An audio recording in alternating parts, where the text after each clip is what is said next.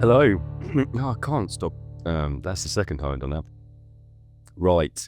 Hello and welcome to the Velvet Revolution. We are on episode 36 and we're on the letter J. We welcome you as ever. My name is Ben Rice and I'm joined by my good friend Dave Noble. How are you doing, Dave? I'm okay, thank you very much, Ben. But episode 36, did you pre-calculate that? Because that was rapid that you... Yeah, I checked. And the number 36 is quite a powerful number for me. Yeah, it's part of my...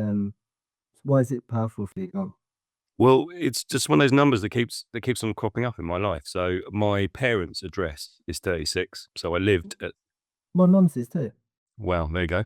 And then when I moved to university, my house was 36 as well. Yeah. So it's just one of these numbers that keeps on cropping up in life for me. Do you know, have you done any numerology? No. I know a fair bit about it, right? Check this out, right? Okay. So when I ended up in the village, the place I took was number 36. Yeah. My mum lives at 36. But I didn't realize a lot about numerology at the time, but 3 and 6, my number is 9. Right. Anyone that knows numerology will know that what I'm talking about, it will make sense to anyone that doesn't, it's okay, but maybe look into it because there's something in it, I believe, right? Now what I did, when I started to know that my number was 9, I was born on the 9th. Okay. But when every single thing that I calculate in numerology relevant to my life, it all adds to 9. Everything. My car registration plate, right? Because all the letters, A is 1, B is 2, C is 3, right? But so if you calculate combination of letters, numbers, it doesn't matter. Your passport, my passport ID number comes to 9. My national insurance comes to 9. My national insurance is 36 as well. I knew there was another one. Yep. Yeah, just check it out. Everything, right? My birth date, not just the day I was born is 9, but all the, the month, year combination. If I had all those numbers up, it equates to 9, right? The day that I woke up, yeah, also adds up to 9. But I mean, it's bizarre. My phone number, if I had all them digits up, comes to 9. It's endless. My ISBN number for my book comes to 9. When I did the total page count plus word count for my book, it all came to 9. It is insane, man. Everything's 9. I reckon you could be 9 as well. Right. Okay. Check it out. Number 9. Yeah, check it out, man. Why was it talking about? Oh yeah, because We're on episode 36. Yeah. So quick check-in.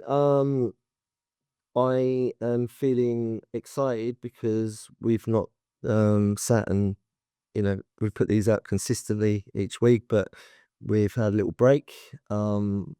And it's nice to see you again and be on with you again. I'm very excited for that. I'm looking forward to getting into it. I'm very tired. I'd had a rough night. I had a back piece done yesterday. Mid-afternoon, I went and saw an incredible artist who was working on an idea that I had that I wanted to put on my back because I collect art. I'm an art collector. And it just happens where I hang my art is on my skin. And so I was so excited because I went and got it done yesterday. And for me, it's a very spiritual experience having ink etched into your skin. And it was across my shoulder blades. And it's quite a big piece. And yeah, I'd had a little deep dive into, there's all these like tough guys online sort of talking about what numbing cream to use. I was like, you fucking what? it's meet the pain, man. Meet the pain. Don't for me, it's all about it's what I talk about on here. It's all about just leaning into it. Don't that's running from the pain, man. That's avoidance. Just sit with it. It's okay, man. Just let it happen. I don't know if that's sort of like I think it's a skateboarder's mindset that I've got. Okay. It's a skateboarder's mindset. I learned to skate very early on in my life, and I skated for many years. And you just develop this ability to be able to remove the fear associated to pain. You have to. Mhm. And I think there is some Sado uh, vibes to that as well, for me anyway. But it's about just not judging your experience, and surrendering to what is. I'm not my body. I'm not my emotions that I'm experiencing. I'm the soul. I'm not the pain. It really works, man. So I did 3 hours under the needle with that mindset, and it's weird because the guy who was doing it was just me and him in the studio. His partner came in halfway through. She's like, "Oh, how you doing? How you doing? How is it?" I just went, "Yeah, I'm feeling really mellow," and it's like I couldn't believe that was coming out of my mouth because you know, that's how where I go with it, and just get into this mellow mindset. Anyway, bit of a sleep tonight because Josh Tattoo said, "Yeah, sleep in front, mate." And did you sleep in front? Uh, yeah, I do, but well, at the moment, I can't sleep other than on my back because of my shoulder. But yeah, Oh, you're still wrestling, breakdancing. yeah, yeah. Yeah, it's a bit of for me. It's not a comfort position to be on my front in bed. I just no, it's I'm on my back or on my side, not my front. So I was consciously having to try and stay on my front throughout the night, and I just didn't really have a good sleep. But I slept, I rested, but yeah, it's it is what it is. Apart from that, I had a really great um another spiritual experience I had um was the other week before, the Saturday before. I went to my friend's. She hosts these gatherings down here called breath beats. Mhm. And it's quite a common thing. They're all over the world. People do these, and she does her version of it, and it's just incredible. It's basically a blend of conscious breath work, real deep, breath work, working with your body, your breath, the rhythm of your body and your breath. Um, and we had a cacao ceremony. It's optional whether you want to drink cacao. I don't know if I say that right. I always say cacao. I think it was like some nice Peruvian cacao. Beats cocaine anyway. And because it's clean and Yeah, yeah. it's beautiful and it's really good for you. It's the medicine, it's one of many superfood sort of medicines that are very good for you, in my opinion, and many others' opinions.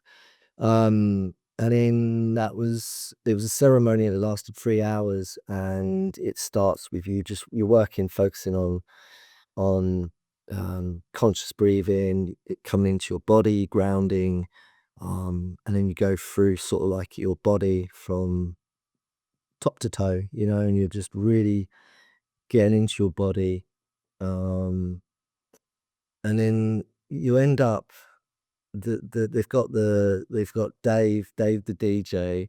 I love it. Dave the DJ, incredible DJ, world beats. So think Mhm. world music. Yeah, yeah. Um, no, I beefer. It's not. Don't think beefer. It's world music. Some Venga boys, yeah. Yes. It did tip a little bit into Balearic beats, a little bit, but the good Balearic beats, and then, but yeah, it sort of blends it slowly. Before you know it, you're on your feet and you're doing the running man. And you got people around you that are twerking and stuff. basically, in all seriousness, it's just letting loose. It's letting you. It's really primal, really primal, and it's just like a sober rave. Nice. It was amazing, absolutely amazing, and I made new friends, and there was lots of hugs, lots of pure, genuine love hugs. No creepiness. It was just really beautiful people. On one love. It was I great. love. I loved it. I loved it. I'm gonna go back. Do another one next week. Okay. How often do they happen? Um, Whenever, but there's a significant on the 19th of this month, which when she's gonna do one, she's gonna get a small group together, and I've been selected. Do you have to send a photo and stuff in? I think my dancing was Yeah. made it in. I got a spot, and I was, but yeah, the 19th apparently there's all this sort of stuff going out there in the planets, and this whole upgrade that we're all getting apparently, and yeah, it's all a bit cosmic. I don't need to know too much about it. I'm just like, yeah, I'm down. Let's do it. We're getting a new operating system. Yeah, I feel like I am though. That's the thing, Yeah. So that's me. Yeah, I feel good. Some good shit going on. Yeah, feeling. Let's do it. It's go time. How about you? How am I feeling? Yeah, I'm feeling more positive today than I have for a long time. I've been battling with my shoulder for what feels like ages, but I think it's about 2 months now. And I thought it was getting better, and then it absolutely flared up again, and just had this sort of debilitating pain in my neck and shoulder and down my arm. But I feel like I'm being proactive about it now. I'm going to see a personal trainer tomorrow to try and get some strength back into my arm. Um, yeah, and it's been a time where I've felt like I needed to hibernate. I'm definitely feeling the darkness at the moment. Like I need to be under a pile of leaves, just just getting over the sort of winterness that is starting to hit.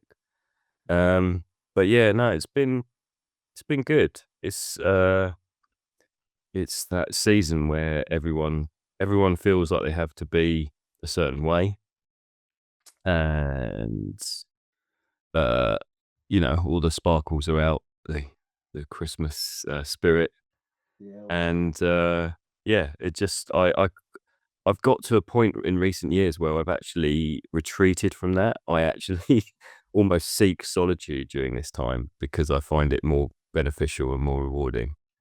Um, and yeah, so I'm just making sure I'm not completely disappearing, but I'm just doing what I need to do to feel strong. Um, yeah, and yeah, I mean, the other thing for me is that in the past few weeks is that we met face to face for the first time in a while.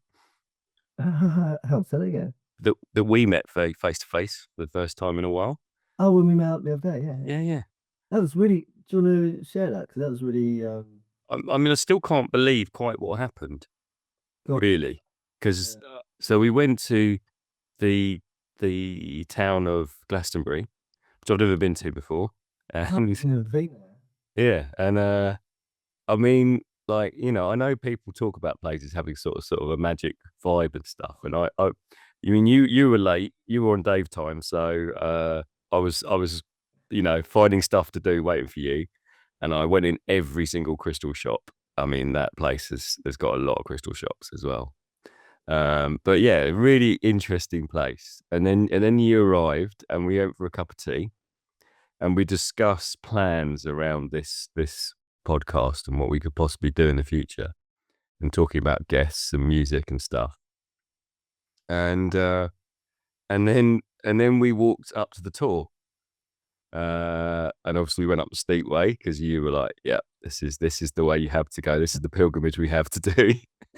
which was quite intense. And we're still talking about stuff and talking about the pod. And then on the way back, and we did go to those wells, didn't we? Go to the magical wells.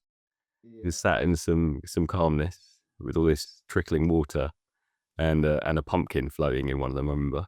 Yeah. And then we got back and we walked down the high street and we popped into this gallery. And on the wall was the first thing that pulled me in there was this. There was a picture on the wall of this artist I follow, which is the first sort of link, and her work. She's not a big artist or anything, so it was quite weird to see that her work was on the wall. This incredible lino cut artist. I can't remember her name, otherwise I'd give her a shout out. She's amazing. And so we started talking to the lady that was in the gallery, and she told us that there was a free concert that someone was doing. Is the guy from Reef, the bass player from Reef, is doing a solo show. Big shout out, Jack Besson. There we go. And this gallery is quite long and windy, and at the end of the way was this sort of little building which had free tea and coffee in, and that's where this guy was doing a free show. And it had the wall was lined with skateboards because it was all to do with raising money for a skate park. And each of the skateboards had been painted by a different artist.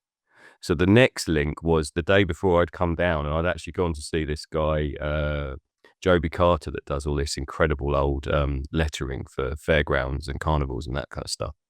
And he'd done one of the boards, which again was another link. It's like, well, there's a lot of stuff sort of lining up here. And so we sat down and watched this guy play. Guy plays his songs. Big shout out to Jack Besson. Which was cool. That was really cool. And he had a friend there that was drawing, and she had also done one of the boards, and she was in the final of Portrait Artist of the Year. So that was pretty cool as well. She didn't win. She wouldn't tell us at the time because it hadn't aired, but I did watch it, and she didn't win, unfortunately. But she's very, very good, very talented.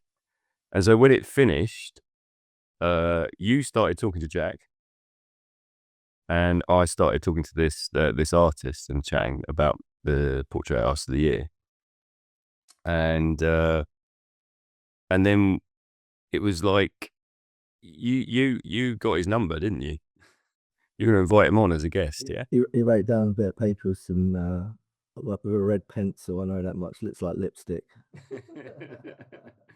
And then we started talking to another lady that worked at this gallery and asked her about whether she did this quite a lot with the space. And she's like, yeah, we're more than happy to work with the community and do anything. But, we like to do stuff with men's mental health. And we're like, okay. So it's like we discussed doing this podcast where we got people on that are musicians and were part of the conversation. And then it kind of manifested. It's like we sort of made it happen by going to the tour and talking and a bit of the Glastonbury magic. This is exactly it, man. It's synchronicity. If we hadn't have joined if you hadn't have followed the trail, which you actually led us to, because I was just, minding my own business, walking along with you down Glastonbury High Street, just following our nose, just meandering down, having had a really beautiful afternoon and a nice, nourishing chat.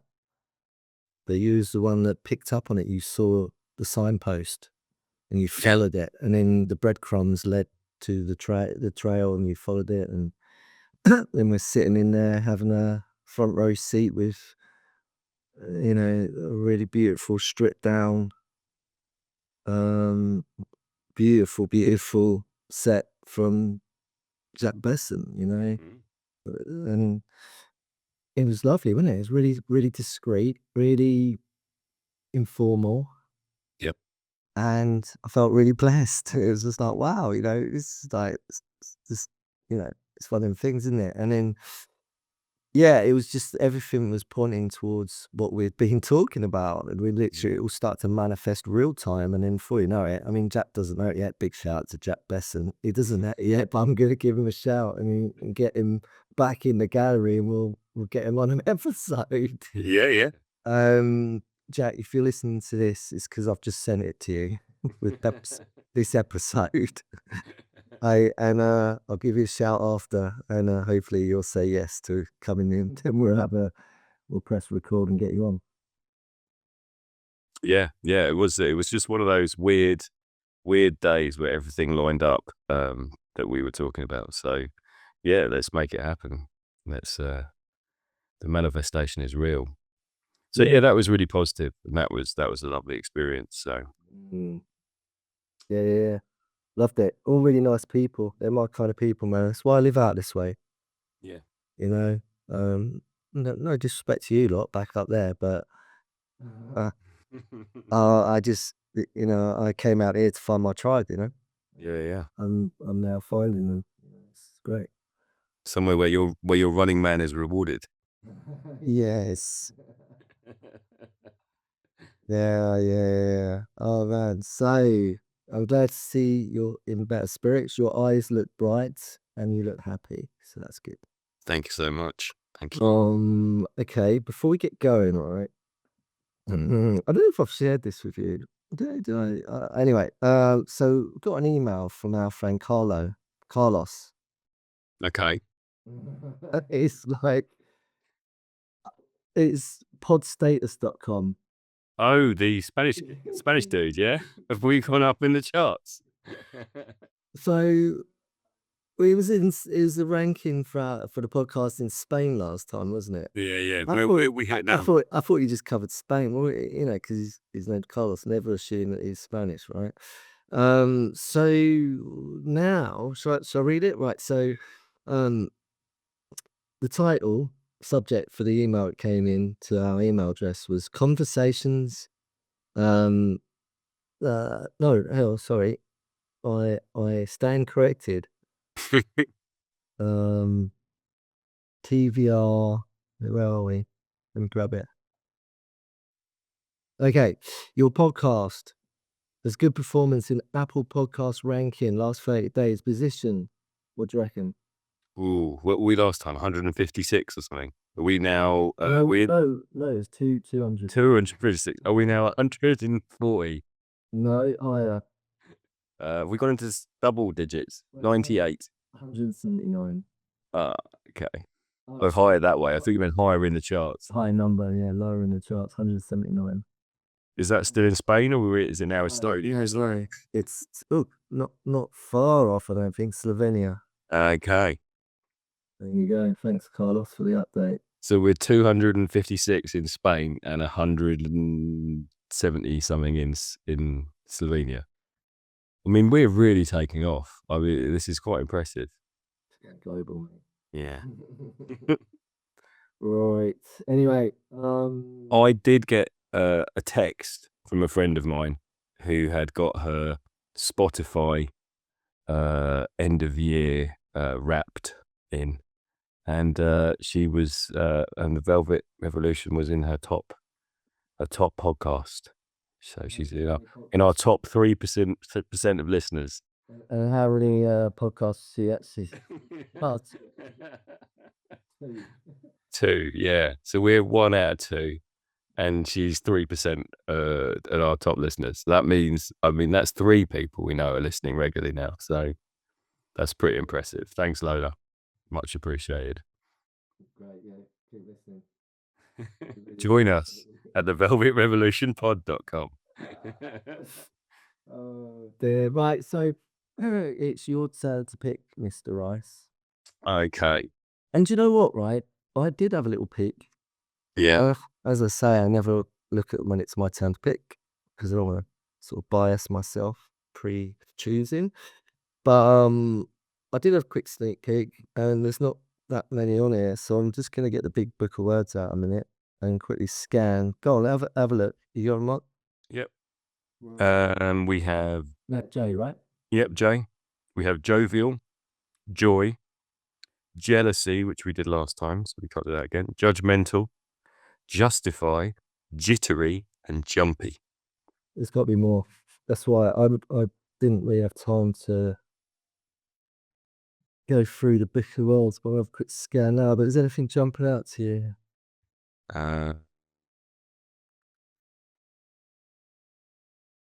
I mean, we are in the season of joy. Organized joy, forced joy. Yeah. So at the moment, joy is where I'm sitting. I like that. I like your. I am being very judgmental about the joy. We haven't got a lot of choice, really. I'm just on a scan now to see if there's anything jumping out on the J's in the book of words. Jibe, an insulting remark. I, have you jibed someone today? It's very early. The only person I've spoken to is you. So, I mean, Right. Jinx, the personal thing that brings bad luck. Yeah. I might be a while scanning it. So if you want to just make a decision. yep. Let's go with joy. Okay, so look, I'm actually looking at it right there in the book of words. So for anyone that's not sure, joy, it means in the book of words, great pleasure and happiness. There we go. Joyful, feeling or causing great pleasure and happiness. Joyous, full of happiness and joy. There you go. So over to you then, Mr. Rice. Since you picked it, I'm gonna ask you, um, where does joy sit in your life currently? Um, That's a very good question at the moment. I think it's so I picked my daughter up from the train station yesterday. So she's come back down from university, Mhm. and yeah, I realised that the joy in my life is often bought is often when I'm with other people, Mhm. and I wonder, yeah. So I think I wonder about whether you can be joyful on your own or whether you have to have other people around you to help bring you that joy. And I wonder whether that's because we're hitting this season where you know, we're meant to come together as friends and family, and actually a lot of those situations are quite forced, and we're not really comfortable with all of those people. And I think about the situation, the us meeting up a couple of weeks ago, and that was pure joy because it was, I choose to be with you. Uh, you don't bring me uncomfortableness and discomfort. There's something about the Christmas spirit and Christmas holidays where it's like you're forced to be in a situation where you don't really want to be, rather than that choice of being with people that are going to bring you positivity, going to bring you goodness, Mhm. and no, going to nourish you. And I know when I have those situations, when I'm with people that I find enriching, that's when I feel probably at my most joyous. And I'm struggling to think of situations where I'm on my own and I feel pure joy. Okay. Never felt joy on your own. Happiness. I'm just trying to Contentment. think. I think it's more. Yeah, I think it's more for me. It's more with other people. It's more about being in a community, in a like-minded community, in a sort of shared spirit, Mhm, mhm. as opposed to. I'm just trying to think when I would. Well, yeah, you keep thinking. I just thought it's that. I mean, like just before I came on here, I'm gonna be honest. I had my phone turned my phone on this morning. I had a message from my brother. Hi, Paul, and he had sent me to do this, like send little funny clips. And Partridge, Okay. and he sent me a little clip of Anne Partridge having road rage on his latest series. You seen it? No, I still haven't watched any of it. Oh man, you gotta get on it. It's really, really good.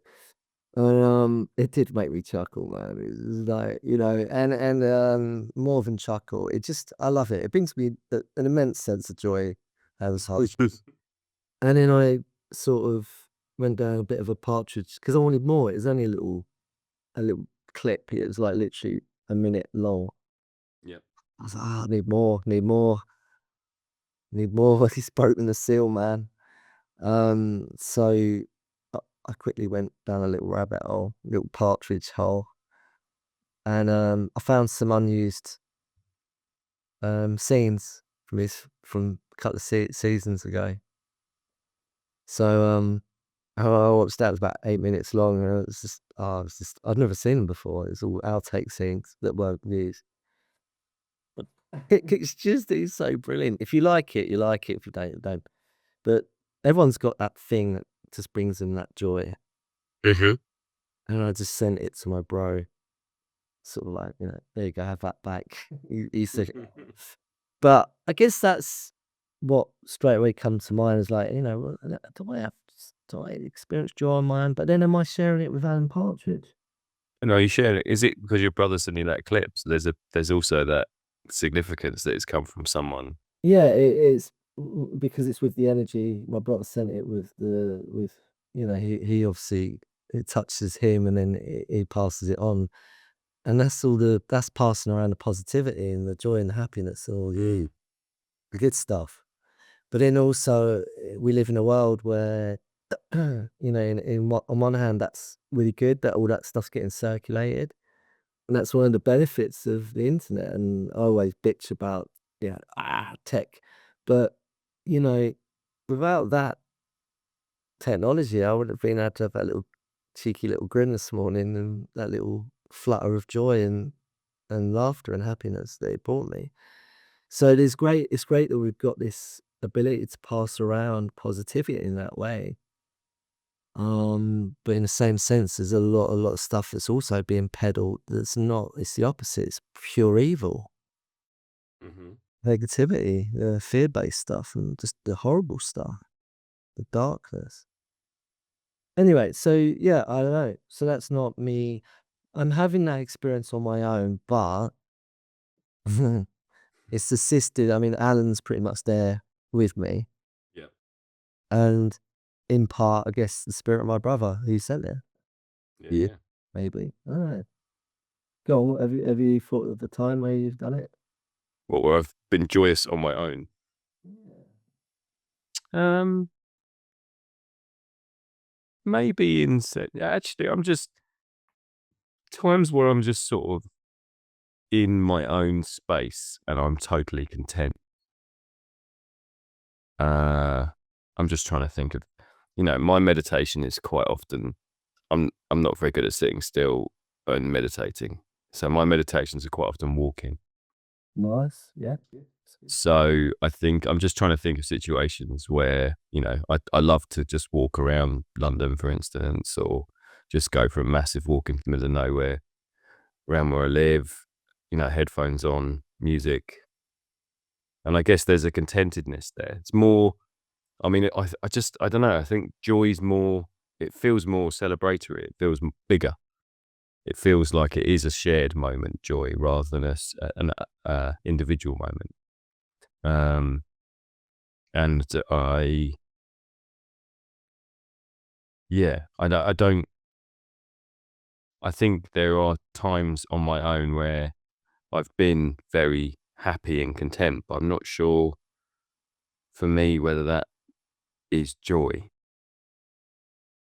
Um, joyous. Yeah, it just, when you were reading the definitions out, felt to me much more like it's something that we do together as opposed to alone.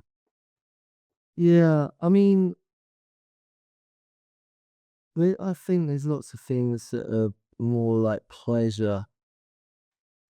Pleasure is well, look, joy, I needed to just be prompted again. It says the definition in the book of words is great pleasure and happiness. So what I was just about to say, and I'll continue, I'll finish it, was that You know, like joy for me, it's associated with the awe part. You know, it's like the kind of the wonder, the awe, the like, wow. You know, like being the joy of being a father for the first time. Not that I've experienced that because I'm not a father, but I can only imagine that's what it's like for people. From what I understand, that's when you see the child for the first time, and it's like, wow, it is that pure joy, that love, right? Mhm. Um, isn't there a book called The Joy of Sex? Yeah. Remember that? Yeah, with all the drawings of and they're all really hairy. There's a really hairy guy. Is that kind of like the British staple version of like the Kama Sutra? Yeah, I think it's a much more sort of British version of it. The Joy of Sex. But I remember that that was in circulation. I'm pretty sure maybe they even brought that into our school. Do a study on it. I don't know. Am I making it up? Was that just Yeah, I think yeah, so we brought around the back of the gym. yeah. You didn't have John Cleese conducting a science lesson for you or anything, did you? No, unfortunately not, no. Brilliant, brilliant. But the joy of sex. So that that's an association with there's a pleasury, a sensory pleasure aspect to joy. Yeah. Surely you can have on your own. You know what? Well, you can see where I'm going with this, can't you? But yeah, okay. So But the insinuation of the joy of sex is that it's a mutual it's at least two people involved, no? so if you remove the other, anyone listening, you know, unless you've never experienced, is that not, you know, is that not, You know, maybe is that not a joyful act of loving? yourself, Yeah, self-love, yeah. maybe. Uh, but it's never as joyous as it is when there's more than one person involved. Hang on, more than what? More than one. Hang on, where you go with this? No, I'm not. Yeah, I'm saying that there's. Yeah. So that's what I mean. Is and I think most joy comes from it interacting with another person, at least one other person. Yeah. Okay. Well, look, anyone that's listening, can you just please get in touch, right? Join us at the Velvet Revolution pod.com. Market is anonymous, right? Can we want to do a little survey here? Is it possible to have joy as a sensory pleasure response when you're on your own? Or leave a comment on whatever platform you're accessing this from. You can leave comments, man. But it'd be interesting to know, man. Is it possible? What about when you eat that thing that you just the guilty pleasure? The guilty pleasures. We've got guilty pleasures. I've got guilty pleasures. Do you remember? I saw Little Mix. Do you remember Little Mix? I do remember Little Mix. Lottie was a massive Little Mix fan. Yeah. So when I was still living in the Ford of Heart Mm-hmm. down in the Shires, Mm-hmm. um, the house there's a because it's The other hobbits. no, yeah, just as you know, just up the motorway, up the way there is where I first met you at the studios, right? Yeah. At the academy, right? So and as you know, they film a lot of stuff over there, and that's where they film the show that they were on. Okay. And they have a house up at the Heath in the town where I'm from. So a lot of these sort of people used to hole up in the house. Mm-hmm. Not really that well known at that point, but if you're watching at that time, me and my partner, who I know, we used to watch it religiously at that time. What year was that? I have no idea, but it's before I sort of unsubscribed to watching that kind of stuff. I just don't have any interest in watching that stuff anymore. What stuff you watching? The show that Little Mix were on. Which show was that? Oh, that show. Oh, where they got together. Yeah. Okay, I thought you were just talking about some random show. Yeah, No, okay. a show that made them, right? So, anyone that's listening has no clue to who I'm talking about. Have a little look if you can be asked. It's they're a girl band that got put together, and it is all very manufactured, and they went on to be massive. No different to One Direction. It's the same thing, same show, same fucking production, and they've done all right out of it. Yeah. And anyway, reason I'm telling this little yarn is because I was in the supermarket, Right. right? And I saw how many is there in the band? 5 of them or 4? 5. Four. 4? Four. It was quite bizarre because I saw one of them on, like, aisle 2. Okay. I saw another one on aisle 5. Yeah. I'm picking numbers out of the area. I saw another one on aisle 7 Yeah. and the other one on aisle 11. Obviously, I was shopping quite quickly. Yeah, yeah, yeah. Right, and, I was scooting around, but for real, they all sort of come down to the supermarket, but they were going off doing their own little shop in they had their own little basket, and they're doing their own little shop, you know? Mhm. And I didn't say hello, I didn't fangirl or anything like that, I just was like, "Oh, this little mix," right? Were you like you saw one and you were like, "Oh, that's what I met someone with a little." When you saw the fourth one, were you like absolutely gobsmacked by this point? Well, if I'm honest, I saw the first one, thought, "Oh, there's Little Mix." Then I saw the second one and went, "Oh, there's another Little Mix." And then I thought, where's the other 2 Little Mixes? So I actually went scooting around just trying to find them 3 and 4, and that's what I did. So, got a full house in the Yeah. supermarket. So anyway, I thought, "Okay, that's that." I went to the self-serving checkout and, I'm there, scanning stuff through, and they all of them somehow sort of all collectively regrouped and was sort of just waiting to use the self-serve. And I looked up and they smiled, and I was like, "Little Ricks." Well, it was my moment, Yeah. and I said to them, "You're my guilty pleasure." Like, and they were like, "What do you mean guilty?" That's what they said. They pulled me on it. On what do you mean guilty pleasure? It should be your pleasure. I was like, "That's what I mean." And yeah, that was that. They were really lovely, really sweet, and I was on my way. Nice. So guilty pleasures, little mix. um, Somewhere along the line, um, don't know why. I don't know why I've used this example of guilty pleasures. But is that something that? What my point is, joy, guilty pleasures. We all have them. I've just shared mine. Mhm. I had a bad time. There's many more. Um, isn't that what brings us the little bits of joy in life that we need so badly, especially in this current climate?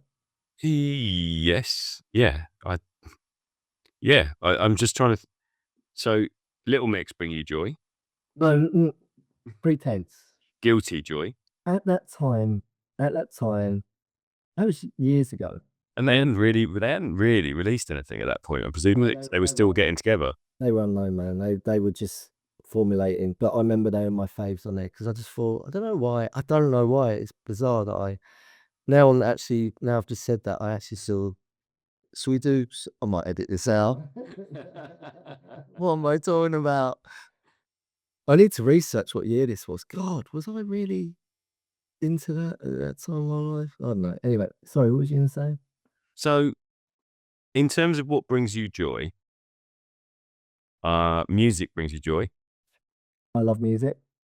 and does it bring you joy on a yeah, like, you can just be on your own listening to something you really love, Little Mix, and, Go on. I need to update. I need to do a revised version, and I'll do it in a minute. Go on, keep. so I don't know what your favorite band is ever, like Beatles, I don't know. If you is there a song that you can think of that'll just automatically, like, just fills you with happiness and joy? This minute. Yeah? Yeah, I mean, pretty much every single song that the Beatles wrote. Not all of them. There's some B-sides there that are like, meh, but but then got some really good B-sides as well. I'm sorry, Beatles. Scuttle like a bit. John and Paul, come on, sort it out, I mate. feel a lot better than I like that. But George Harrison's Blue, what's it called, that blues song? I don't. The Beautiful. blue one. It's on the Let It Be album. Oh, I don't know, man. I don't know. There's some couple of songs that George wrote, and I should know the names. I'm not that geeky about them, but So music brings you joy. What else brings you joy? well, can I just quickly Go on. say, right? So just to do a revised version of Little Mix, right? I was watching Sigur Rós. I don't know if I'm saying that right. The Icelandic, Yeah. beautiful, beautiful, beautiful band, right? Made up of 4 lads that are incredible, and then they've got about 100 orchestra people. yeah, and the 4 young ladies that are in the mix as well, and there's more. And it's just for me. I watched that last night, and it's a beautiful film about them because they've done a world tour. They've been around the world loads, and then their safe space, their place they want to be is Iceland. I don't know if it's where they want to be, but they say that the film was all based around them being in Iceland and it being their place that they go to because it's safe and it's their home and they feel they can be. And it brings them joy. Yeah, exactly that, right? And then the whole film centers around them doing various gigs around the island. Yeah, I've seen it. It's beautiful. Yeah, okay. And it's all free. Everyone's comes, and it's like, again, that's what it creates a lot of joy, and it's all because they're giving back Yeah. and they're connecting to the community. It's a homecoming, and they're held by their community, and it's a beautiful land. I've never been there. I want to go there. Watching that film made me want to go. So it really did, and it was backed by the Icelandic. Tourist board. Pretty much, Yeah. it's really supported that, which, I don't blame them because it's really sold it to me.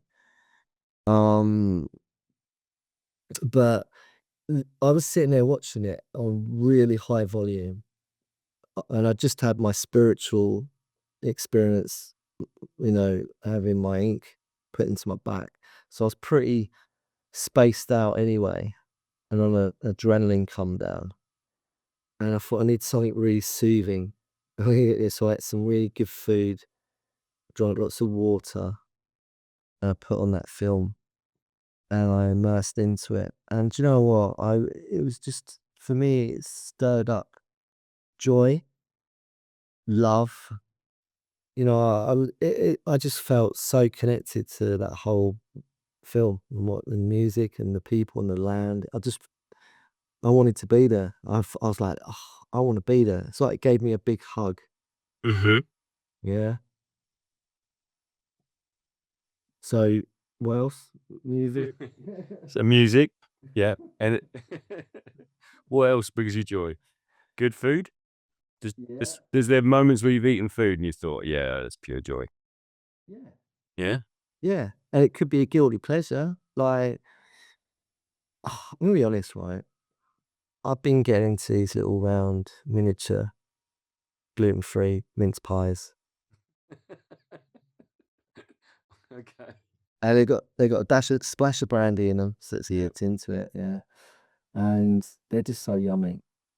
How do you feel about that as someone that doesn't drink? If you have like something that's laced with alcohol? It doesn't bother me. No. Why would it bother me? Yeah. I'm just checking. Yeah, no, it's I think there's people out there that are that, quite particular about that. I'm not on the run from alcohol. It's not like it's not some sort of demonic fucking thing that's gonna get me if I have a little bit of brandy and a mince pie. It's like, That's it. I'm doing 30 mince pies at once to see if I can get some sort of hit. when I first went sober, when I first decided to be sober, I remember one of the first sort of weeks or 2 weeks that I was in it. My dear friend Ben, yo Ben, Um, him and his then wife, and her sister, me, we all went to we were in camping, bit of a camp, and we went surfing with his mate who lived where we went. And hang on, rum and raisin ice cream. I remember everyone had rum and raisin ice cream, and I was like, "Whoa, no, I can't have that." No, like that's where I was at. But Yeah. so anyway, so these yummy little mince pies, um, they're dinky, and I Just like a mouthful mince pie yeah, I have two. at once. Like, do we put one in each cheek? If I can try to squeeze a third one in, I will. But in my mind, it's like, well, two's the same size as an average one. Okay. Well, let's have two, and in that way, I'm having one. Yeah. That makes sense. But they bring you joy, and it's seasonal because it's time to be in Eating mince come pies. here, and it's my guilty little pleasure, man. I need these little, I need these little things. We all need these little things, man. And for me, it's about not taking myself or life too seriously. Yeah, yeah. I'm listening to you talk about that. I think that's why I think for me that joy is with other people. I've never like I'm just trying to think about solitary acts. So like, because you've been a skater and you just mentioned surfing. You've done a bit of surfing? I can surf, but not surf like in the standard that surfers would call surfing. I can get up on a board because I can skate. I've done a bit of snowboarding, not on powder, but I know how to. I can get on. I know how to move forward standing sideways, whether it's on a surfboard, a snowboard, or skating. I'm very, very, So I presume there's moments of pure exhilaration and joy when you've been skating, or imagine if you're a surfer. I know that there's something that happens when you are at one with it. You're within it. You're not separate to it. You're part of it. It's like riding a horse. Okay. And it's a bit like what my experience was with the tattoo yesterday. Is if you're separate from it, you're gonna struggle. You have to become it. You have to Yeah. be part of it. You have to be one with it. So I guess so in terms of solitary acts that I do, because Yeah. I've never been a skater or a surfer or anything like that. Mhm. But I think there's times where we're running where I have been just in it, and I can just run, and it's like I could not stop, and it's just Mhm. pure exhilaration. Yeah. And then I guess the other one is that flow state of painting or drawing or making something where I'm just in the zone, Yeah. and there is that sort of connection where it's just me and I'm just making something, and it's working, and you know there's you get to that point where it's like, oh yeah, this is all going so right. Obviously you come oh well obviously I come out the other side and start self-doubting and saying, oh, it's not good enough. But yeah, I think, yeah, so solitary acts that I think are bring me joy are are walking, running, making, Mhm. creating. Uh, but it's a different type of joy. It's a different, and I wonder as well. For me, it's where I'm at this moment in time in my headspace.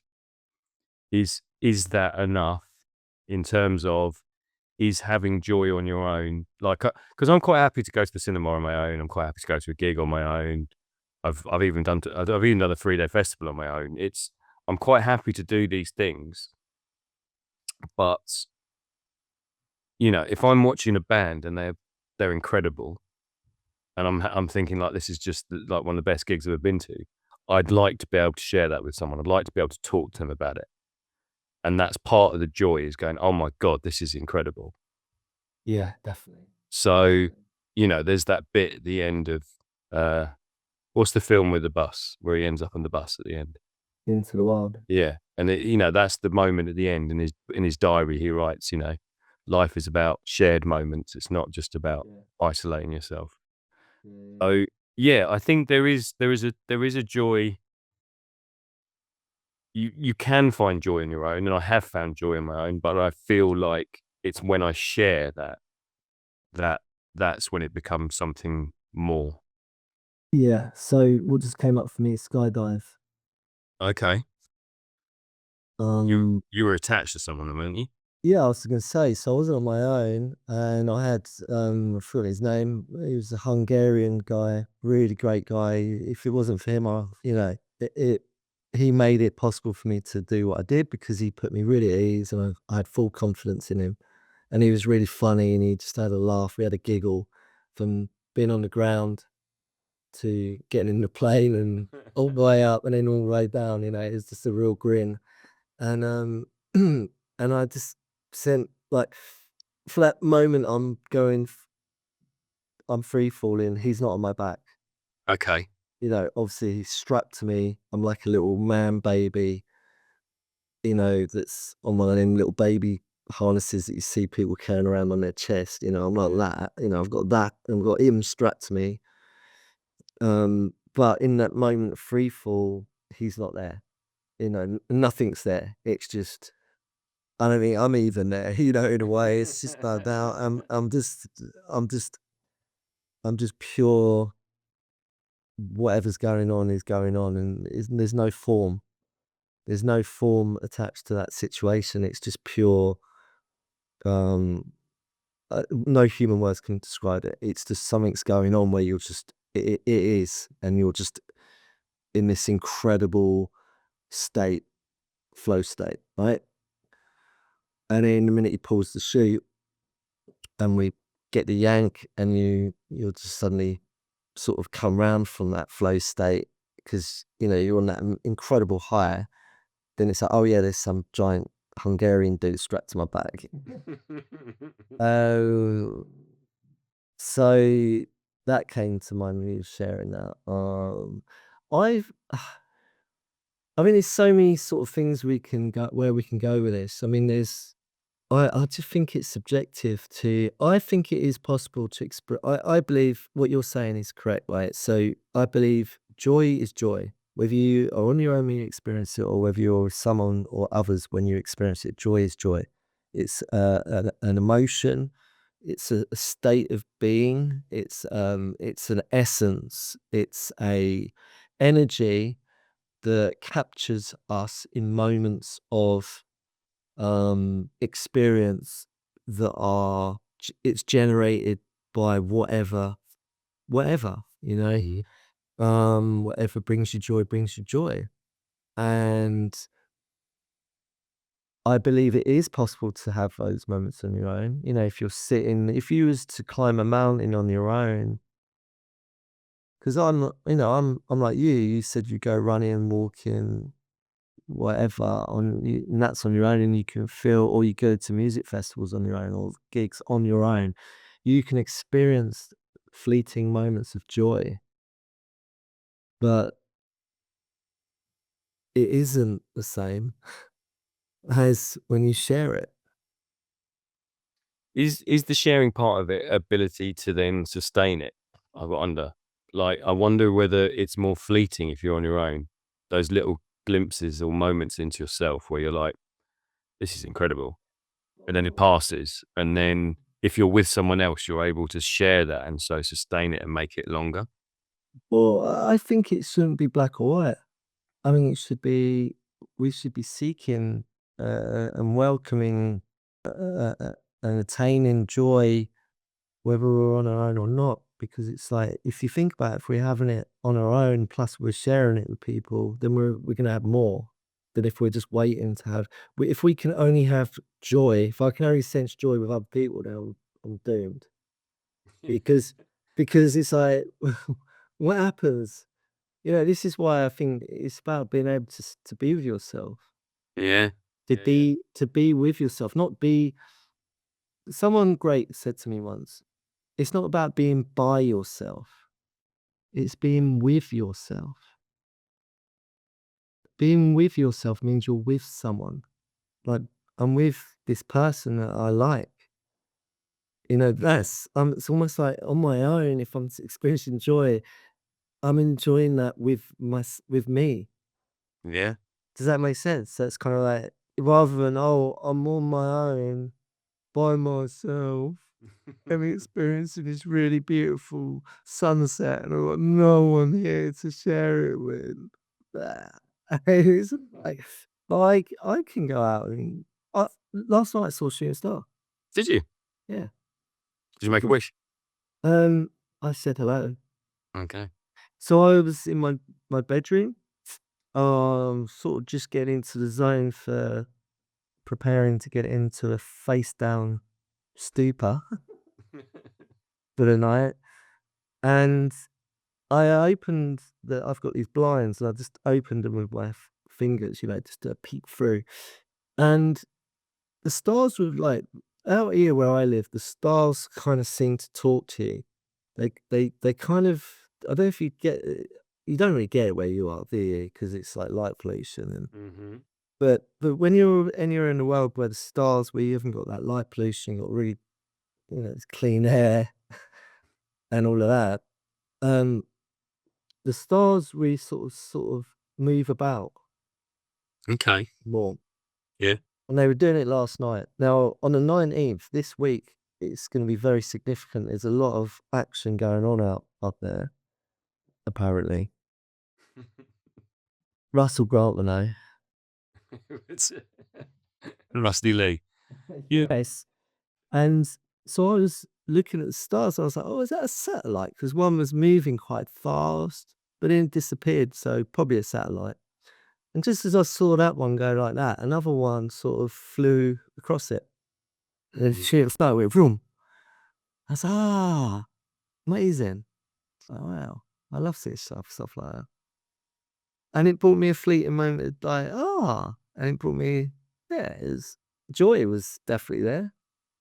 But, I didn't think like, I wish someone was here that I could share that with. I never think that.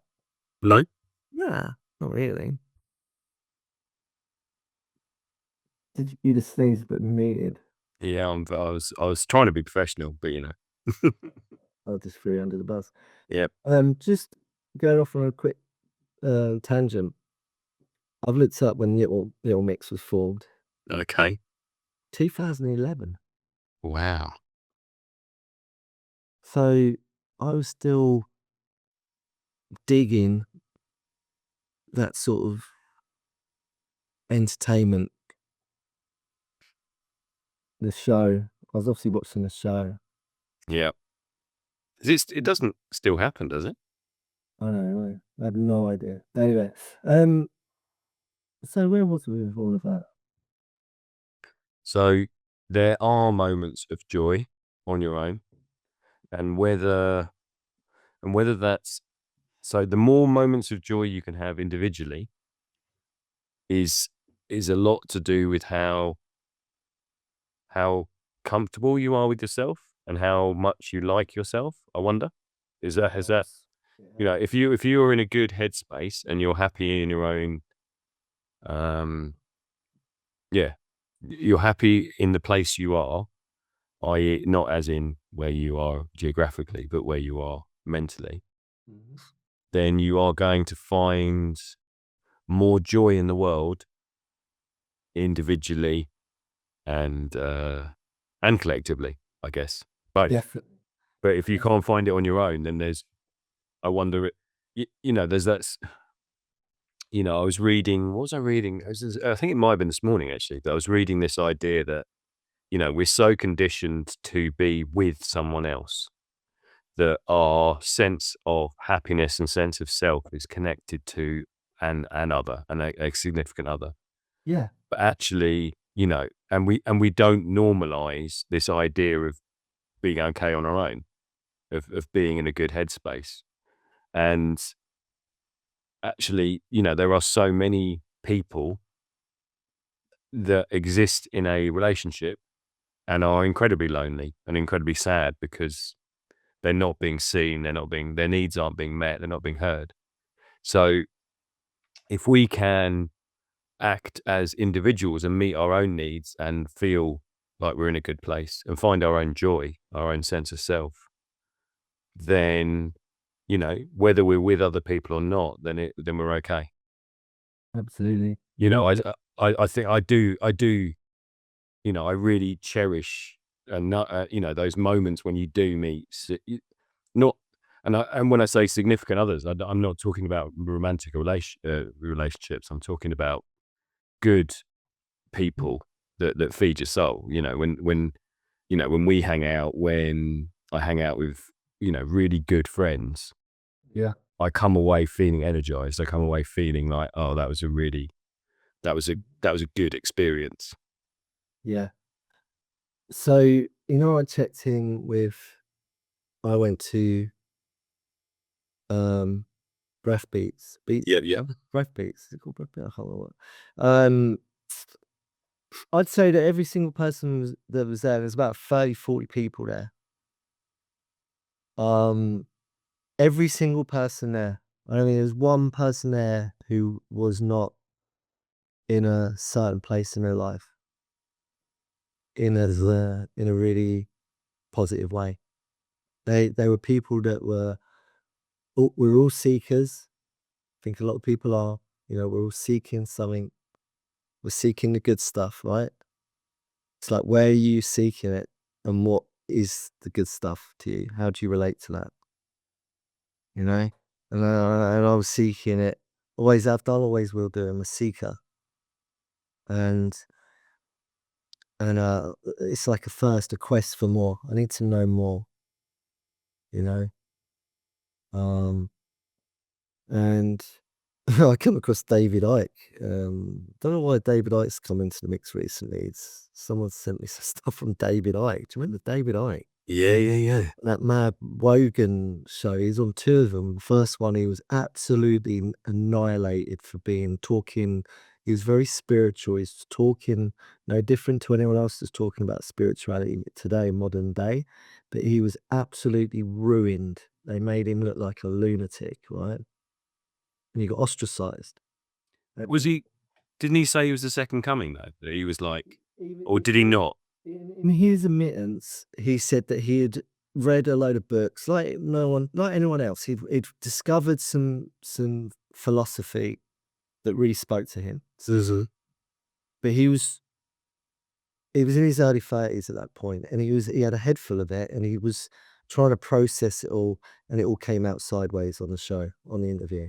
Right. Okay. So he says, anyway, he did another interview on the same show a few years later, and rather than everyone mocking him, they all cheered him because everyone had caught up a bit Okay. with what he was saying. So, and what he was saying, there's a lot of things that he was saying that were very accurate. We just hadn't caught up yet, you know. Why did I bring him into it? What was I saying? What was we talking about that made me think? Was he at Breath Beats with you the other day? Yes. He would have fitted in really well, actually.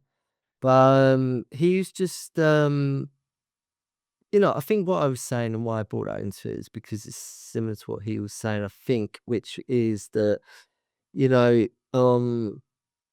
formative years, we're searching for things in certain places and we're getting a certain outcome. But then we kind of wake up a bit. Yeah. And that was my experience. And then I'm seeking the good stuff, right? The good stuff. But more in society, the good stuff is presented to us as, well, this is the good stuff that you lot need. And it's not necessarily accurate. So we have to do we have to be curious. We have to do our own research. We have to don't believe what people tell us. We've got to think for ourselves.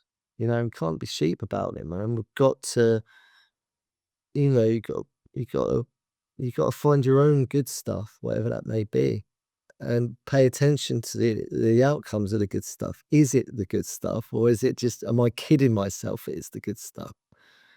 You know what I mean? I don't know if I'm sounding too cryptic, but um, the the breath beats I went to, it was really evident that everyone was there. There's a reason everyone was there. We weren't just all like a bit fucking mental, and we're just we're searching for something. And we all just landed there. It was a space where everyone was at a certain level with being awake. They were at level 9. Yes, but not in that really. It was clean, and that's what my friend Alice promised me. She said, Dave, because I'm a bit apprehensive about coming into these spaces because Yeah. there's for me, I'm like I'm all right over here doing my thing. I'm on my little trip, and I'm good with it, you know. And she assured me. She said, I promise you, you will not regret it. Everyone there is the real deal. It's a clean energy, and she weren't wrong. It was amazing. And I believe the reason I'm saying all this is because I know it for myself and I see it in the others that were there. I wasn't the only one that was there on my own. There was other people that turned up on their own. Okay. The And did you fit? majority were just on their own, solo. Okay. And Right? So then they're comfortable. They're able to turn up at something on their own and dance like no one's watching. So you've got to be in a certain place to be able to do that. yeah, but then it became a shared experience, no? Oh, Like, and we're sober. So and you're sober.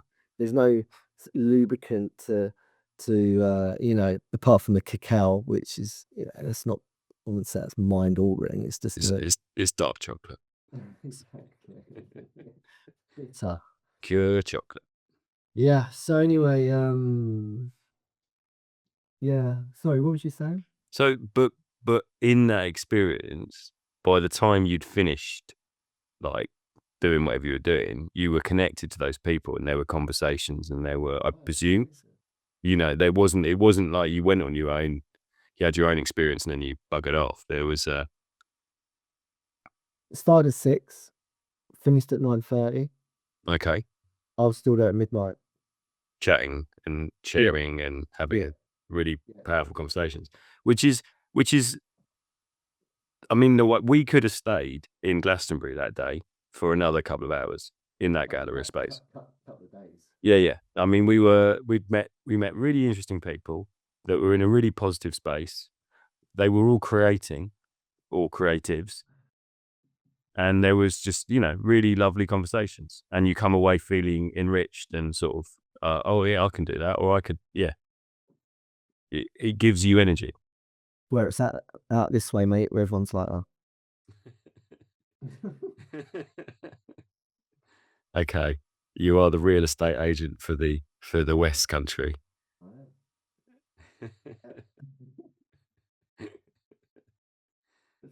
Whereas I am stuck in the East. I'm the Wicked Witch of the East. Yeah, you're in that lower vibration that's got you. It's got the hold of you because you're near the Death Star. I mean, Jay, there's loads of people doing this really cool high frequency shit, but it's a lot more heavily concentrated with higher frequency out this way for a lot of reasons. I think there's less. Well, the more people there are, the less chance you've got of that frequency getting through. I think, in a way, does that make sense? Yeah, totally. Like, I think if there's less people and the frequency is able to spread, whereas I think in London there, as you said, there are lots of people trying to do good stuff, but it gets kind of, Too much noise, man. yeah, there's too much going on, so there's not enough space for it to like grow. Nah, it's too densely populated with it's coarse. It's a coarse energy. Yeah. Mm. In my opinion. So but there's some amazing stuff that can come out of that. Yeah. Um, so going off from a different direction with this, right? Someone taught me about Joy, pain. joy, pain. Okay. And what is this? So the joy, which we've covered a little bit, and then we've got kind of the opposite. One would say it's the opposite. What's the opposite to joy? Do you think suffering, Yeah, pain. Yeah, pain, yeah. sorrow, Sadness. sorrow? Yeah. Yeah. Okay. Well, pain. Pain, pain, like pain in the ass. Joy, pain. What is joy, pain? So joy, we want to try and hang on to. We're seeking that. Unless you're a really depressed person, where you're just like you have no sense of you just everything's shit, then you're not really gonna have a good relationship to a sense of joy. It's like, what's the point? Mhm. I don't deserve to be happy, and no, no one likes me. What's the point? The only pleasure I get is wallowing in my depression. Yeah, right. Um, I'm a victim, and I know that one well, right? Mhm. And then there's so joy is something that we're trying to attain, right? I believe we're all trying to we want nice chunks of our own fair share of joy, right? Yeah. How are we getting our joy, people? Let's cultivate joy. It's really important. Laughter, how are we getting our joy, right? And we tried to chase that stuff, and why not? I feel like it's important. We need it, right? Mhm. But then there's the stuff that we're averse to, that we run from, that we don't want any part of, and that's like the shit. Don't want the shit. You can keep the shit. I don't want that. I just want the good stuff, right? Mhm. Now, pain, suffering, pain, joy, pain. I don't think it would be sound as good if it was joy, suffering, joy, pain. I write about it. I don't know if you remember. I'm sure I mentioned it in my what I've written, but joy, pain, I learnt through therapy. Mhm. When I did all my childhood stuff. And Eckhart Tolle, or Eckhart Tolle, depending how you choose to pronounce his surname, he calls it the pain body, doesn't he? Okay. Like, my pain body last night was, I just had 3 hours of ink put in my body. Mhm. So my pain body was very evident. Some people's pain body, including mine, is the body holds the score. Who wrote that book? The funny how to score, yeah. I've not I read can that book. picture it, but I can't remember. So again, it's all saying the same thing. It all points to the same thing, right? This is where I'm going with this. Van Kessel? Is it Right? Van Kessel? Sorry. But the body holds the score. Eckhart, it's the same thing. Pain body, right? So the body, we are like, I always have that mantra, and I was saying this mantra whilst getting tattooed, right? When the first 5-10 minutes of having a tattoo is, you forget how painful it is until you sit and the needle starts to turn on and you've got the charge go through it. And we chose to sit without music, which is quite peculiar for a tattoo studio. Most of them are blaring like some sort of really dark freaking stoner rock or something. Nah. And the tattooist said to me, "Do you mind if we don't have it?" And I'm like, "No, I don't need music, man." It's like, it goes good. I really like I find it really sort of like hypnotic with the sound of the electrics of the needle going to I was like, cool. Um, so I said to myself at that moment, in the first 5-10 minutes when you're about to receive the first shocks of pain, it's like I have to repeat, I'm not my body, I'm not my thoughts, and I'm not my emotions. I kept saying it over on loop. Not to Josh, just internally in my dialogue. And I was able to focus on that mantra. I'm not my body, I'm not my thoughts, I'm not my emotions. And manages to bring me down, bring me down, bring me down. It's just what works for me, right? And that pain body that we can sit in, that we could be walking around in life, we can be really unconscious with that pain body and be convinced that we are our body, that it's us, that, I am my body, I am my thoughts, and I am my emotions. And we get stuck in them. Yeah. And what I've discovered and realized and found out is that I am not my body, I'm not my thoughts, I'm not my emotions. right? I'm a soul. It is just in a body with some emotions and some thoughts that happen, and I can separate. Right? Getting deep. And the joy plane part, what I got taught is that when I sit with my pain, not to be my pain, but just to acknowledge it, like I did in the tarot. Go, okay, there's some pain going on right now. But to not be it, I can translate it into a different emotion. So with the trauma therapy that I did, trauma reduction, I discovered that by facing the pain, not sitting in it, but just acknowledging it rather than running from it or trying to medicate on it, just take the pick of ways of doing that. I realized that what follows is joy.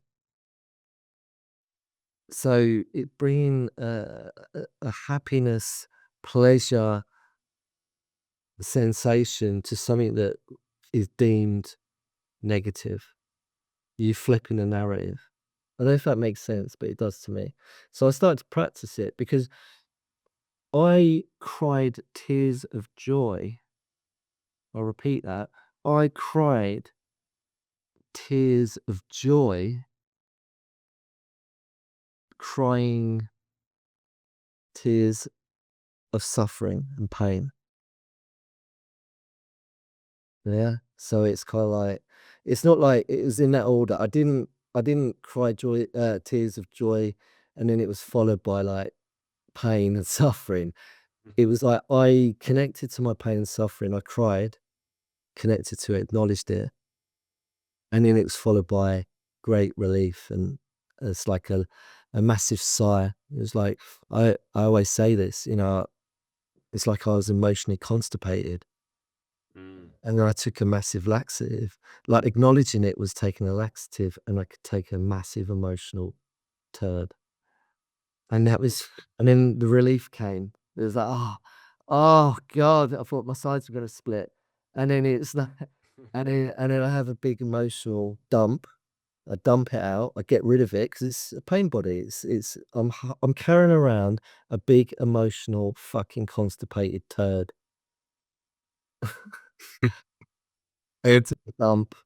And it was followed by tears of absolute joy and relief and like pure love. And that took place, in a therapist's environment. So it's possible to do that. It really Yeah, yeah. I did it on that level, and I can do it on in loads of other ways, like tattoos as well. Yeah, I mean, I think what that speaks to me is, I mean, it it reminds me of Inside Out, uh, the Pixar movie, because I just, you've got the character Joy and you've got sadness, and Joy is like on that trip of like you've got to exist in this constant state of joy. Everything is happy, and we've met people like that, and they're fucking annoying. Like everything's amazing, everything is awesome all the time. And there's no night and day, there's no light and shade, there's it's just one thing all the time. So what that speaks to me about what you're just saying is that actually recognizing that there is pain and there is sadness and there is suffering as well, and that is one side of the coin, means that then joy can exist as well. Like I don't believe from what you're saying that I don't think if you aren't recognizing that range of emotions, if you're not, if you're constipated and you're just stuck in one state, then I don't think you're really looking at the whole human condition. Mm. Like there is going to be times where it's tough. What was I reading the other day? Okay. It was pardon? The Beano? Beano. Yeah, probably. Yeah, I haven't read the Beano for years. I used to get the annual at Christmas every year. That was like I think it was my mum and dad that liked the Beano really, and yeah. That store we went in Glastonbury High Street, that's giving me another reason to come back, isn't it? Yeah.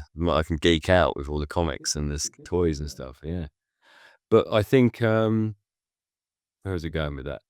I think that there is an idea in life that you're suddenly going to get this nirvana. You're going to reach this nirvana state. You're suddenly going to have this bolt of lightning, and everything is going to be good after it. There isn't, like part of life is that it's tough. Part of life is that it's not always easy. It's not just this great big adventure all the time. There's times where you're going to feel tired. There's times where you're going to feel sad. There's times where you're going to be angry. There's all of these are relevant emotions, and they're all part of the spectrum of being human. And I think we are looking quite often for an answer. We're looking for something that's going to go, okay, this is the moment. From now on, it's just going to be pure bliss, and in younger life, you do that. I know I did that through various negative ways. You're searching for this holy grail, this answer that's going to give you this totally blissed out life. And the reality is that life is going to be good, and it's also going to be bad. Mhm. And you need to be able to navigate all of that. And if you can't do that skillfully, then there's a danger you'll get stuck in one of those settings. Yeah. I've had bouts of depression. I know lots of people that have. It's when you get stuck in that mindset of everything is rubbish, nothing is good. It is really difficult to get beyond that, to transcend that, and say what else is there, Yeah. and then finding that joy is really, really difficult. I think just quickly, I love what you just said there. Very poetic to me. Well put. And I think the reason I got stuck in that place was there's that component because I know addiction really well. And I always say this that we can get addicted, entangled, attached. We grasp onto, I was saying, I'm not my body, I'm not my thoughts, I'm not my emotions. That's non-attachment to I'm not my body, I'm not my thoughts, I'm not my emotions. That's non-attachment. That's what I've learned. That's what I practice, and that's what I teach. And the opposite of that is I am my body, I am my thoughts, and I am my emotions. Now, if you think about it, what you're saying, so what you put so brilliantly, if I am what I think, and if I am what I feel, etc., then that's what I am. And if you're attached to that, so when I was playing the victim, when I was feeling depressed and hard done by, when I was feeling like there was a lot of suffering in my life and nothing was going great and blah, blah, blah, I was convinced that that's my lot and I'm attaching to it. I'm addicted to it. Mm. So I'm being it. So as I think, so I become. It's that. It's like I am embodying my vibration that I'm vibrating on. Yeah. And the frequency that I'm dialed into, that I'm choosing to tune into. Yeah. No one's tuned me into that. I've chosen that there is some programming going on. We all know it. There's a lot of stuff that tunes us in.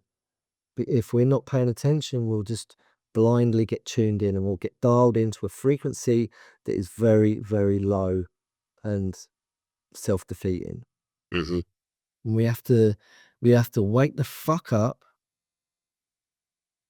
Right, stop sleeping. We've got to, and some people just that's their lot. They'll sleep for the rest of their lives. Great, lean to it. Nothing we can do about it. maybe they're happy being asleep, leave them to it. But, you know, I sure as hell didn't want to sleep for the rest of my life. Mm. I wanted to wake fuck up. So, I had to tune in. I had to dial in, and I had to reprogram. So what you were saying there, you know, it's like, it's not attachment to my emotions, man. It's not attachment to my thoughts, my narratives that I'm telling myself and that other people have told me, you know? You're just a fucking fuck up, Dave. I know.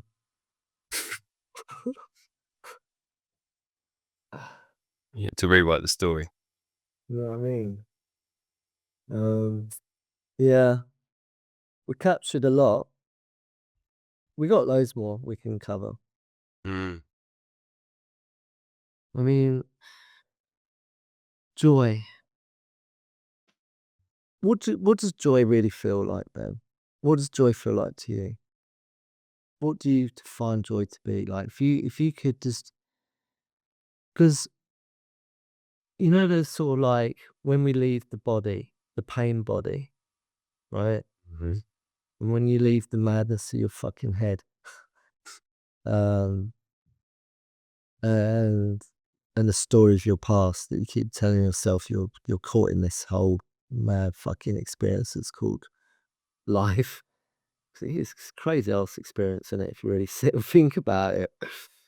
Um, I think that's when we really, it's like proper fucking bliss, man. And I do think you can attain it through various ways. You don't have to take a magic mushroom or drink a magic potion or you know, I think that you can do it in a really clean way.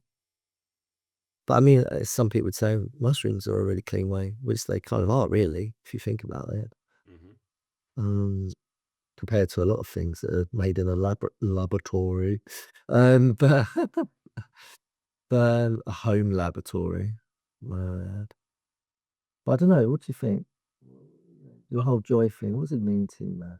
I mean, I think from what you're just sort of insinuating there, I think there is pure joy is blissful. Is there is a I wonder if I wonder if for me at the moment, the way I'm thinking about it is that it's almost escapism. It's almost that ability to be outside of oneself. It's almost there is no there's no pain, there's no worry, there's no doubt. It's like literally I'm feeling really good. I'm free from the Yeah. human experience. Yeah, yeah. I've Which is literally really stepped quite, outside, yeah. which is why so many people look for that with a pill, with a powder, with liquids, whatever. You know, there is, it's easier to obtain with with substances and with experiences that can can just do it for you rather than you having to do the work to get there. But I believe once you've done the work to get there, it's much more rewarding and the joy is stronger. It's cleaner. It's cleaner. Yeah, yeah. No doubt come down. No consequence attached, no payoff, no trade-off, you know. I've done a lot of chemical enhancement exploration over the years, as you know. And I had moments of pure euphoric fucking, you know, ecstatic. I'm not sure if it's joy or it's just whatever. I was on serious highs, you know. Mhm. They'd always make me a serious fucking low. Yeah. So with getting off of the chemical, coming out of a chemical romance and going it alone, you know, and choosing a path that's the path less traveled, as they say. You know, it's a lonely path, but there's more people walking it now. You just got to connect to the like-minded people because there's a lot of us out there sharing the same experiences. Not everyone makes it. Some people try and come out of the matrix, if you want to call it that, and And then it becomes really fucking hard because everything becomes really in your face and amplified, and the human experience becomes really, really fucking visceral, more than you've ever experienced in your life. And it's really hard, and it's not for the faint-hearted. You've got to be a bit Yep. fucking badass to do it. Mhm. Why I fucking stand pretty proud to feel like I've achieved it 17 years down the line. I'm still going strong, man, and, I've had to go through all of the pain. I've met all of the pain head on, and it's been followed with joy. Yeah. Therapist wasn't wrong. So this is why I now know that e every time something gets thrown at me, there's gonna be some pain, it's gonna be discomfort, but it's gonna be followed up with joy. I've got that guarantee. Time and time again, I've got the evidence. So, that removes fear. Yeah. There's a trust that there's a faith, a trust that gets cultivated by going through that experience, that journey. You become fucking badass strong, and courageous. All of the really beautiful qualities that we struggle to explore as humans because we stay stuck in our little frozen states of fear. True. And it's hard. So this is why it's a lot easier if you're doing it with people that have walked the path before you, so you can be guided. You know? Yeah. Yeah, yeah. And but like you were experiencing, like I've experienced, these people, bit blind faith involved, but they're not wrong. No. No, and it is accepting that it's knowing that the pain that will pass and that you will come out the other side. And you always will, uh, unfortunately, there's poor people in this world that it may only pass for a day or two, and then they may go back into depressive state. But I just think I think it's knowing it's it's knowing that the pain will pass, but it's also then knowing how to sustain the joy and knowing that that will have to end too, but you can make it last longer. You can do things that will make the joy and the good bits be be more than the bad bits. Yeah. You know. It's the natural order of life. It's the nature of life. It's like I always say it, to deny death is to deny life. Yeah. And that's like the yin yang, like joy and pain is yin yang. So why are we always trying to chase the good stuff and trying to avoid the bad? That's just you're not getting it if you're doing that. Yeah, yeah, yeah. You're not getting the game of life because it is like that. It's a kind of like a game. We've got to play a smart game. We've got to play the long game in a healthy, skillful way, because the only way to really come out of it is when we're not in our bodies anymore. And that's for everyone, whether you like it or not. People listening to this is the eventuality is, we'll come out of this body. I'll leave this body of mine. Um, and I believe that it's only then that it feel like, yummy. You They'd have know? to find some way of like preserving your body though, because of all the artwork. Well, We could pickle you, be a big jar. yeah, but, you know, I I got into a little rabbit hole with some near-death experiences, the old NDEs, and Mhm. they all talk very similar narratives of, like, a lot of them didn't wanna come back in. They were like, "No, I don't wanna come back, good, this is too nice, man. Why have we gotta go back?" They're like, "You're not done yet, you gotta go back." "Yeah, yeah, yeah, go back," or whatever, and it really comforts me, brings me a lot of comfort because I really believe in all that. Yeah. It makes sense to me as well, because when you do tap out of being in your body and being in your head in a healthy way, and what I'm talking about is sitting there and being in like some sort of TM, transcendental meditative state. When you do tune out, right? When you tap out of being in the human experience, being in your monkey mind, it is like it's respite. If you really practice it and you can attain what I'm talking about, it's really beautiful. You have moments, fleeting moments of like, this is really nice, man. Just a real nice bliss state of stillness, It's lovely. And I believe that's what it's like once we check out. Pure joy. So find your pieces of joy in this experience, get it in the bank, share it, embrace it, embrace yourself, man. Get your hugs in.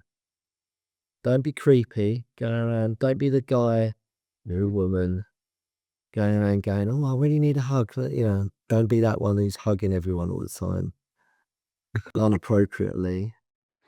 Getting in the bank. I don't mean that. It's like genuine, authentic, Good hugs. good hugs.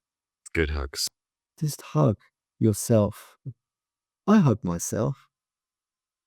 I do hug myself. I give myself big hugs sometimes. It's really nice. We did that in the Breath Beats workshop. Or find a really good tree.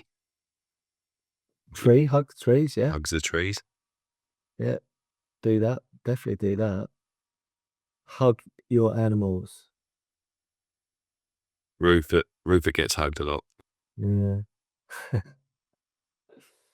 Sure does. Right, do you remember got it? I think so. Hugs are always a good place to end on. There we go. Okay, how was that for you, Mr. Rice? That was joyful, Mr. Noble. How was it for you? Painful. Jay, I gotta bring the yang to the yin, Yeah. No, it was joyful. Joyous. Joyous. Feel like we've accomplished what we set out to do, which is we don't know what we're gonna pick. Bring peace to all. Yes. Yeah, we don't know what we're gonna pick. You pick it and then we just go where it goes. So anyone that's still listening to the end, we appreciate you. That brings me joy knowing that someone I did get people say that, oh, I listened to this and it really helped me. Yeah. And that's a beautiful thing. Yeah. Yeah. So makes it all the while all worth the while. Okay. Definitely. All right, man. Well, look, you have a good day And you? and get some rest. Have a hug And feel the joy. and feel joy. We'll see you on the next one. All right, mate. You take care. And you see you later, man. Cheers, mate.